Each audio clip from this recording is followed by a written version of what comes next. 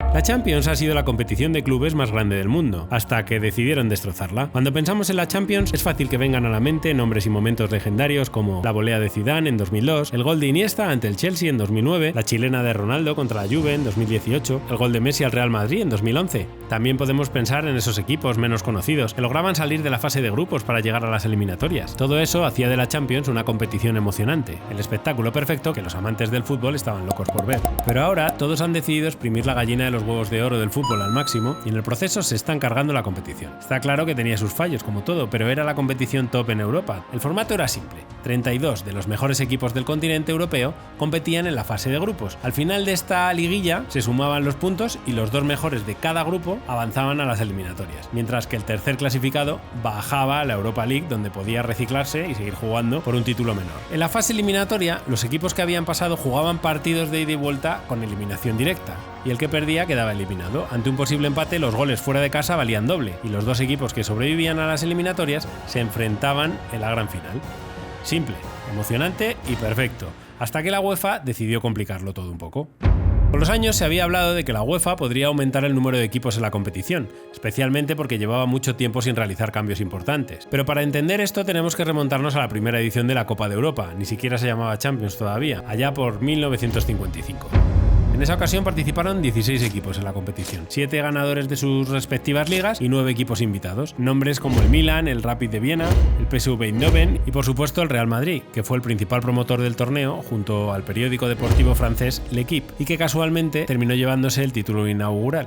Con los años, la competición fue evolucionando y fue atrayendo a más y más equipos de élite que querían jugar. Y para 1992, la UEFA ya había identificado una oportunidad única y decidió reformular el torneo para convertirlo en algo más grande. Es importante entender aquí que para entonces el fútbol ya era un deporte global y todo el mundo quería participar. Así que llegaron los intereses comerciales y el dinero. Y tener un torneo que incluyese a más equipos y fuese más largo parecía una gran idea para la UEFA.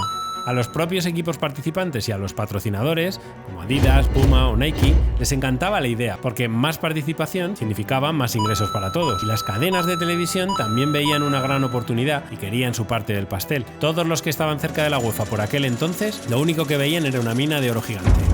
Así que en 1992 la UEFA tomó la decisión de dejar atrás el nombre de la Copa de Europa, que ahora pasaría a llamarse la Liga de Campeones, pero no se trataba solo de un cambio de nombre.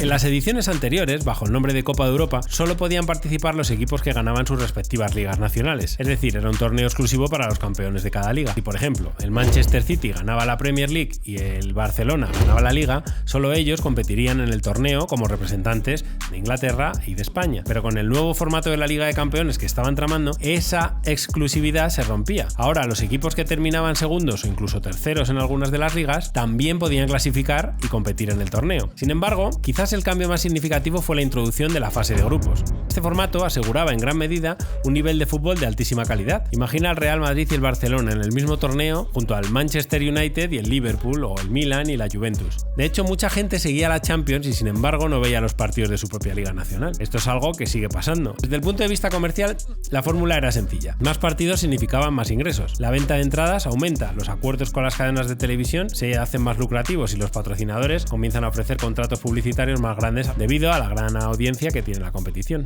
Así que esto abrió la puerta a que más marcas estuvieran dispuestas a pagar más dinero para promocionar sus productos y servicios en un escaparate global como este. La Champions no solo potenció los derechos de televisión, sino que también aumentó el nivel de marketing alineado con equipos y jugadores de la competición. Para 1992 el fútbol ya no era solo un deporte, se había convertido en un fenómeno global y un negocio gigantesco. Los futbolistas dejaron de ser simplemente atletas para pasar a ser auténticas celebrities, viviendo en sus burbujas de oro y perseguidos por paparazzis, con una influencia social que iba mucho más allá del terreno de juego. El dinero que llegaba de las marcas era inimaginable, al menos para los mortales, y reunir a los mejores futbolistas del mundo en una competición con más partidos era una decisión que tenía todo el sentido del mundo desde el punto de vista comercial, claro. Por cierto que la Champions League también hizo su branding y Tony Brittain cobró una fortuna por componer su legendario himno. Aunque seamos sinceros, suena sospechosamente similar a este otro tema de Friedrich Händel.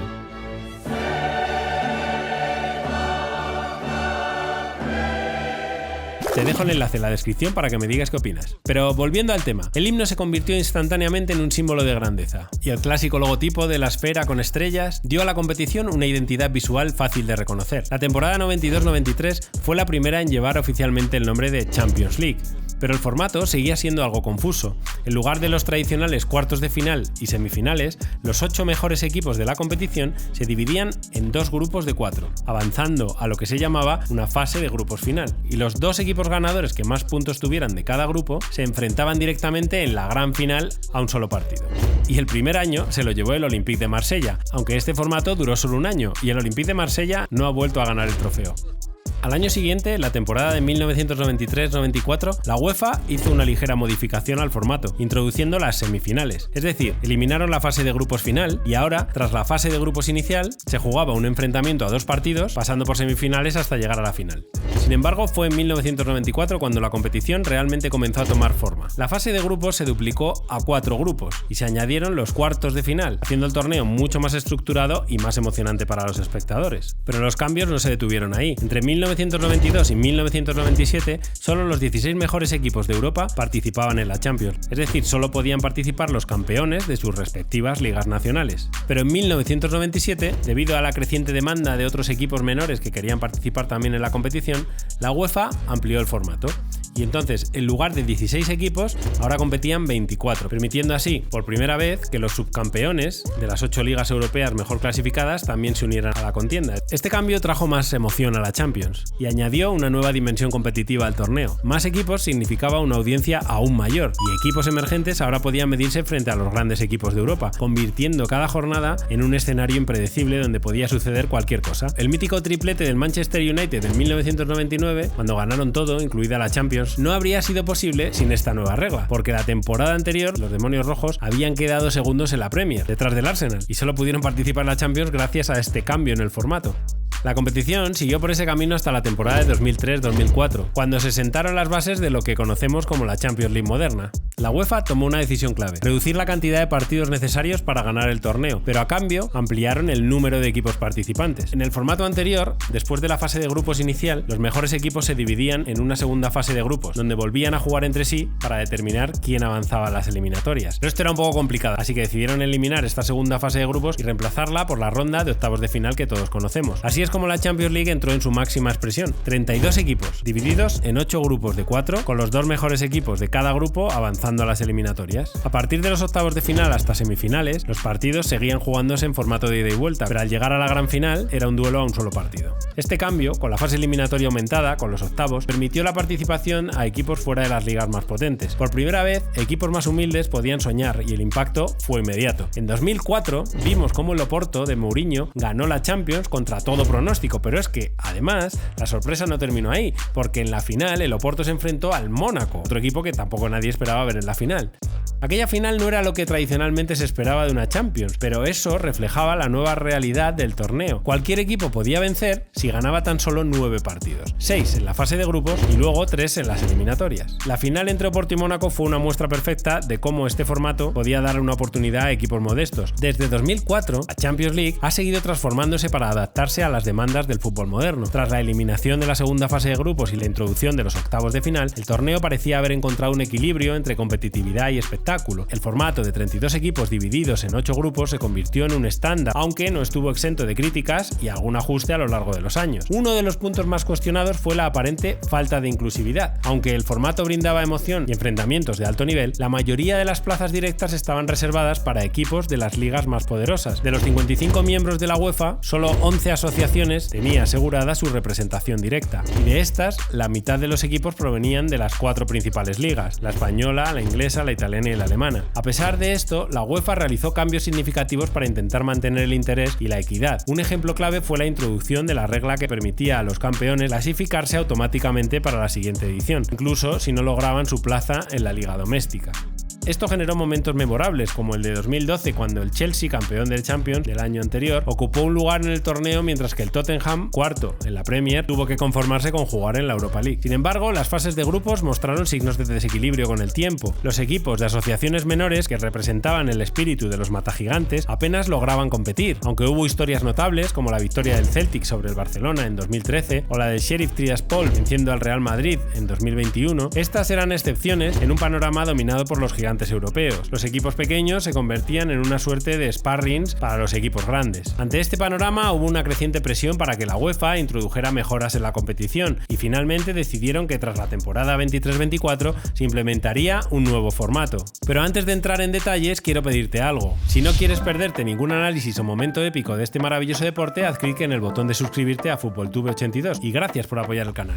El cambio más grande del nuevo formato es la eliminación de la fase de grupos tradicional. De momento, a partir de 2024 ya no habrá 32 equipos divididos en 8 grupos, sino que todos los equipos competirán en una única fase de grupos o liga, donde la clasificación para las fases eliminatorias se vuelve mucho más complicada. Para empezar, tras la fase de liga, los 8 equipos mejor clasificados pasan directamente a los octavos de final, mientras que los equipos que quedan entre los puestos 9 y 24 tendrán que enfrentarse en una ronda de playoffs para unirse a los otros 8 clasificados en la siguiente fase. Los equipos que quedan entre el puesto 25 y 36 quedan eliminados automáticamente. Otro cambio importante es la eliminación de los partidos de ida y vuelta contra un mismo rival en la fase de grupos. Ahora, en su lugar, cada equipo jugará 8 partidos en total, 4 como local y 4 como visitante, pero siempre contra equipos diferentes. Por ejemplo, imaginemos al actual campeón, el Real Madrid. En el nuevo formato, si el Madrid juega contra Borussia Dortmund en el Bernabéu, no habrá partido de vuelta en el Westfalen Stadium. Según el presidente de la UEFA, estos cambios buscan modernizar la competición, hacerla más emocionante y corregir los fallos del formato anterior. Suena bien, en teoría,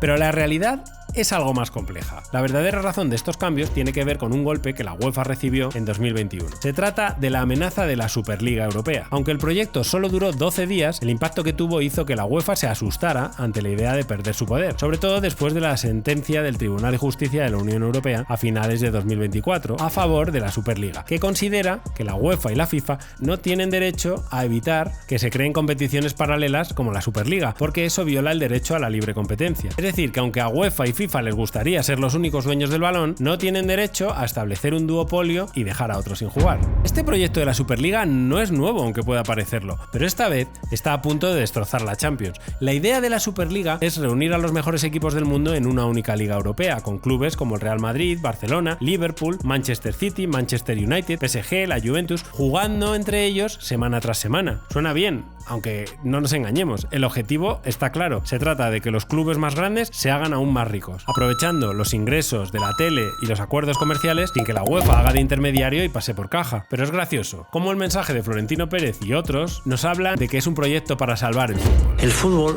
sufre una crisis institucional sin precedentes a todos los niveles, tanto en España como en Europa. El fútbol europeo no pertenece al presidente de la UEFA. El fútbol no es monopolio de nadie porque el fútbol es de todos. Por esos motivos, a nivel europeo, el proyecto de la Superliga es hoy más necesario que nunca. Así que aunque la UEFA diga que estos cambios son para mejorar la competición, la realidad es que la amenaza de la Superliga les asustó y tuvieron miedo de quedarse sin nada, así que han reaccionado renovando un formato que llevaba años necesitando ajustes, es verdad, pero que al mismo tiempo le gustaba a todo el mundo. Pero la pregunta es, ¿son estos los cambios que realmente pueden ayudar al fútbol? ¿O simplemente es un intento desesperado de la UEFA por mantener su control sobre la competición más importante de Europa? Cuando se hizo pública la idea de la Superliga, los aficionados se opusieron en masa. La Superliga generó un rechazo generalizado y finalmente todos los equipos ingleses se retiraron. Días después, la idea quedó prácticamente enterrada. Pero no podemos olvidar que en medio de ese caos, el presidente del Real Madrid, Florentino Pérez, fue tajante al decirle al presidente de la UEFA, Alexander Ceferin, que la Superliga tenía que seguir, porque era lo que iba a salvar el fútbol. Yo todo lo que hago es por el bien del fútbol. En este momento hacemos esto para salvar el fútbol, que está en un momento crítico. En aquel momento parecía que el mundo entero estaba del lado de la UEFA para frenar la Superliga, pero ahora, viendo el nuevo formato de la Champions que han creado, tal vez haya que replantearse algunas cosas. Recientemente, jugadores como Rodri, Dani Carvajal o entrenadores como el propio Guardiola se han quejado abiertamente de la cantidad de partidos que deben jugar semanalmente. Han señalado que las competiciones se están multiplicando sin sentido y que el desgaste físico es brutal. ¿Cuál fue la respuesta de la UEFA? Introducir en la Champions 2 jornadas más para poder clasificar. Esto significa más partidos, más desgaste y el resultado ya se ve. Rodri con una grave lesión en la rodilla y Dani Carvajal con otra rotura de ligamentos, quedando fuera prácticamente toda la temporada. No hay que olvidar que en las ligas más importantes se juegan competiciones adicionales, como la Copa del Rey, la Supercopa o la Carabao Cup y la FA Cup en Inglaterra, por ejemplo, la Champions, la Europa League, la Conference League. Además, no podemos olvidar otras competiciones como la Supercopa de Europa. Y como si no fuera suficiente, la UEFA introduce ahora un nuevo Mundial de Clubes en formato liga, que añade aún más partidos al calendario. Y esto no incluye las competiciones internacionales que los jugadores deben disputar con sus selecciones. El calendario actual es una locura, ya es un caos, y la UEFA ha decidido complicarlo aún más con este nuevo sistema. Y el problema es que todo esto no era necesario. Si algo no está roto, ¿para qué lo arreglas? La Champions League anterior ya le gustaba a todo el mundo, pero aquí estamos con un torneo que sigue sumando más partidos, menos descanso para los jugadores y decisiones que claramente priorizan las ganancias económicas sobre el bienestar del deporte. ¿Realmente era necesario todo esto? Hasta ahora es difícil entender dónde está ese cambio tan emocionante del que tanto habló UEFA, si en realidad sigue siendo la misma competición con una estructura diferente y más partidos. La verdad es que el nuevo formato de la Champions League es como la nueva edición anual del FIFA. Mucho bombo y platillo cada año, pero al final el juego sigue siendo prácticamente el mismo. Solo que el FIFA es un videojuego y en la Champions lo han empeorado al poner en riesgo a los jugadores con esta sobrecarga de partidos. Y al final todos perdemos, porque con tantos partidos adicionales hay más lesiones y los equipos terminarán presentando alineaciones más débiles, bien por miedo a que se lesionen o porque ya están lesionados sus jugadores principales, lo que podría hacer que la competición pierda nivel y pierda emoción. ¿Quién sabe? Quizá la Superliga vuelva al ataque y si lo hace podría convertirse para la UEFA en su bestia negra, una alternativa que no terminamos de ver venir pero que podría cambiarlo todo.